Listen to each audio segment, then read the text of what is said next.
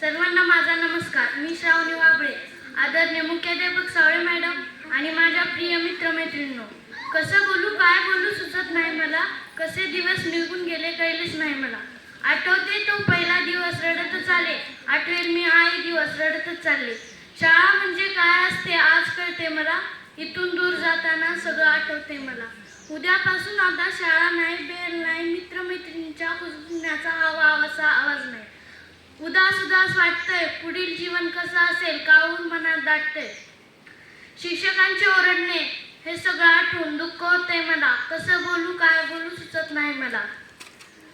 ते हसत रडत शिकणं, पडत उठत चालणं, अडकळत अडकळत बोलणं सगळंच आठवते मला. शिक्षकांची भीती, मित्रमैत्रिणींची मस्ती, डबा खाण्याच्या जमती हे सगळंच आठवते मला. बघता बघता शालेय जीवन पूर्ण झालं. शालेय जीवन पूर्ण झालं.